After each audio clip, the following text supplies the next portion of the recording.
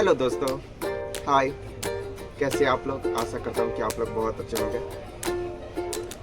आप लोग जानना चाहोगे मैं कौन हूँ, कहाँ से हूँ, तो पहले मैं अपना कुछ इंट्रोडक्शन दे देता हूँ। मेरा नाम अमन कुमार पोदार हुआ, टाइटल पोदार है, और मैं एक गरीब फैमिली से बिलोंग करता हूँ। मेरा घर है बिहार में, डिस्ट्रिक्ट समस्तीपुर, एक छोटे से गांव समस्तीपुर गांव खसराहा का रहने वाला हूँ।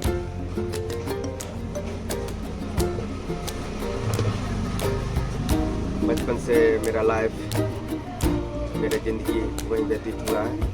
1 साल से लगभग 18 साल तक मैंने पढ़ाई की, लगभग 12th तक पढ़ने के बाद घर का स्थिति दयनीय हो गया था। तो किसी भी लड़के को जब बड़े हो जाते हैं तो घर से बाहर निकलना पड़ता है कुछ पैसे अर्न करने के लिए, क्योंकि आजकल के दौर पे पैसे जो है बहुत इम्पोर्टेंट है। पैसा नहीं कमाओगे तो कुछ गुजारा नहीं होने वाला, क्योंकि जीवन जीने के लिए पैसा होना बहुत ज़रूरी है। तो इसी की तलाश में फर्स्ट बार हम निकल गए अपने घर छोड़ के। एक हरियाणा का एक डिस्ट्रिक्ट गांव है, वहाँ हमारे मारुति सुजुकी कंपनी है। तो उसी में 12th पास, 10th और 12th के सर्टिफिकेट पे पहली बार वैकेंसी फॉर्म भरा था। फिर इंटरव्यू भी दिया था। इंटरव्यू देने के बाद सिलेक्शन होने के बाद मेडिकल जांच हुई थी। उसके बाद उसमें लगभग 2.5 साल जॉब किए। 2 साल जॉब किए, उसके बाद SST हुआ, तो 2.5 साल जॉब किए, जिसमें मेरा सैलरी 18,000 मंथली था। उससे पहले भी जब जॉब नहीं थी तो काठमांडू नेपाल में आकर और 10 से 15,000 का पूंजी लगा के पापा से मांग के और बर्तन भी बेचा था, वो भी फूट पे, सड़कों पे। उसके बाद मारुति सुजुकी में 18,000 मंथली सैलरी हुई थी, तो बहुत वहाँ भी मन भी लगा, काम करने में मन लग रहा था। लेकिन जॉब जो है परमानेंट नहीं थी। वो मेरा 2.5 साल का कोर्स था, और उसी 2.5 साल के कोर्स में मुझे ITI करवाया गया।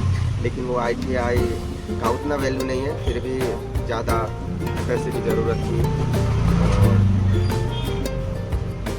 उसमें क्या होता है कि अगर आप कम छुट्टी मारोगे तो उसका आगे बढ़ता है, अप्रेंटिसशिप होती है, फिर CW होती है, फिर एक CTC का एग्ज़ाम निकालना पड़ता है। उसके बाद बंदों को, वर्करों को परमानेंट किया जाता है। लेकिन 2.5 साल के अंदर ही हमें निकाला गया, क्योंकि एक लड़के से लड़ाई भी हो गई थी। और ऐसे तो मैं किसी से लड़ाई करना नहीं चाहता, लेकिन पता नहीं कैसे न कैसे हो गई थी, एक बंदे से लड़ाई भी हो गई। और छुट्टी है जो 70 के अंदर ही रखना पड़ता है 2.5 साल के अंदर। लेकिन ऐसा नहीं कि छुट्टी नहीं मिलता है। मारुति सुजुकी कंपनी एक बहुत ही अच्छी कंपनी है, और उसमें छुट्टी भी देते हैं बच्चे लोग को, और रिस्पेक्ट भी देते हैं, ड्रेस भी देते हैं, मेडिकल का भी खर्चा देते हैं, खाना भी बहुत अच्छे देते हैं। 8 घंटे की ड्यूटी रहती है, और 2 टाइम नाश्ता भी देते हैं। खाना तो पूछो ही मत, बहुत ही अच्छे रहते हैं। हो सकता है तो खाने का फ़ोटो ज़रूर दिखाऊंगा आप लोगों को। अगर आप लोग भी अगर 10th 12th करके अगर जॉब करना चाहते हैं तो कर सकते हैं। और जॉब करने के बाद मैं हूँ जो अपने फ्रेंड लोगों को भी जॉब लगवाया, हो सकता है जिसको ज़रूरत हो।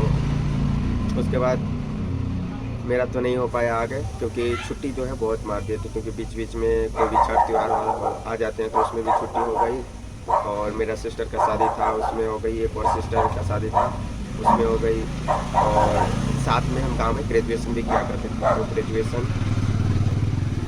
ग्रेजुएशन में क्या होता है, जो एग्ज़ाम होता है ना, लगभग महीने दिन का चलता है। तो ग्रेजुएशन पार्ट 1, पार्ट 2, पार्ट 3, 3 साल का ग्रेजुएशन था, तो तीनों साल आए। तो क्या होता है, 6 दिन पे एक एग्ज़ाम होता है। टोटल 6 सब्जेक्ट था, और मेरा बॉटनी ऑनर्स था। तो 6 सब्जेक्ट का दे के तो कितना 1 महीने लगभग लग जाता था। तो उसी में मेरे 3 महीने छुट्टी हो गई, तो उसी में 90 डेज हो गया। ऐसे करके लगभग 150 छुट्टी हो गई थी 2.5 साल में, जिसके कारण मेरा आगे अप्रेंटिसशिप नहीं हो गई, कंपनी से निकाल दिया। बट कोई बात नहीं, कंपनी से निकाल गया, फिर भी मनोबल नहीं टूटा। दिल में आस था कि हाँ, एक न एक दिन जरूर कुछ हासिल करेंगे, बस आगे मेहनत करना नहीं छोड़ा। उसके बाद फिलहाल तो कंपनी से निकलने के बाद 2.5 साल काम करते करते थोड़ा लगता है कि चलो छुट्टी हुई है। तो कभी तो कंपनी में क्या होता है कि छुट्टी मिलता नहीं है, तो सोचा घर जाता हूँ, घूमूंगा फिरूंगा, और 1 महीने इंजॉय करूँगा, और उसी के दौरान कुछ देखूँगा कि आगे क्या करना है। तो वहाँ गए, उसके बाद घूमे फिर 1 महीना। उसके बाद समझ नहीं आया ज़्यादा दिन बैठ के क्या करूँ, क्योंकि पैसे भी ख़त्म हो गए थे। तो फिर से निकल गए हरियाणा ही, फिर अदर कंपनी में काम किया। लेकिन मारुति सुजुकी में 18,000 सैलरी थी, और उसमें कम होक्स 12 से 13,000 मिलते थे, और PF भी करते थे। तो उतना अच्छा नहीं लगा। सोच रहे थे कि आगे कोई दूसरी जॉब पकड़ूँ या कोई बिजनेस स्टार्ट करूँ।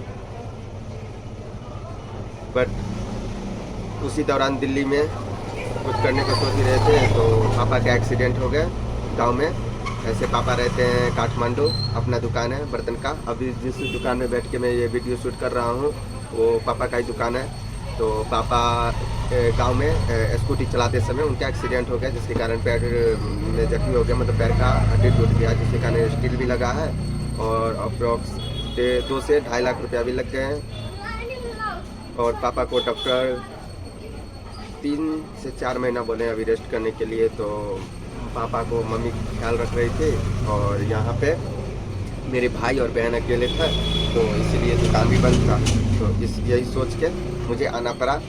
और उतना तो रेट वेट मुझे पता नहीं है, नॉलेज नहीं है, लेकिन फिर भी वीडियो कॉल का भी ज़माना है, सोशल मीडिया का यूज करके वीडियो कॉल पे पापा से पूछ लेता हूँ कि हाँ ये सामान का कितना है।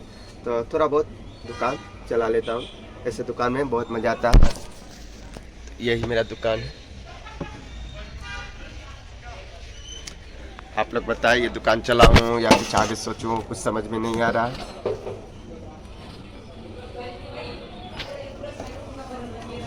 आप लोग बताइए क्या करें, कुछ समझ में नहीं आ रहा है। ये दुकान ही चलाएं या कुछ और करें।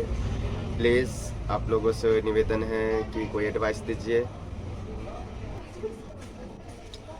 मेरा पापा का पैर टूट गया है। आप लोग विनती करिएगा कि मेरे पापा का पैर जल्दी से जल्दी ठीक हो जाए ताकि फिर पापा दुकान पे बैठे और फिर से दिल्ली निकल जाऊं और कुछ लाइफ में कर सकूं। आप लोगों से रिक्वेस्ट है, आप लोग प्लीज़ सपोर्ट करिए। और यूट्यूब पे मैं वीडियो बनाता हूँ 5 साल पे बस 5 वीडियो डाला हूँ। तो आज मन नहीं लग रहा था, दुकान पे अकेले अकेले बोर हो रहा था, तो सोचा कि मैं आप लोगों से बात कर लूँ। और अगले वीडियो में आपको दिखाऊंगा कि मेरा दुकान कैसा है और यहाँ पे कि किस सोसाइटी में रहता हूँ। घर का भी वीडियो दिखाऊंगा आप लोगों को, कौन से घर में रहता हूँ, और अपने फैमिली मेम्बर से भी मिलाऊंगा लोगों को अगले वीडियो में दिखाऊंगा। और बाकी सभी लोगों से भी अपनी फैमिली मेम्बर से भी मिलवाऊंगा। तब तक के लिए बाय, मिलते हैं नेक्स्ट वीडियो में। ओके।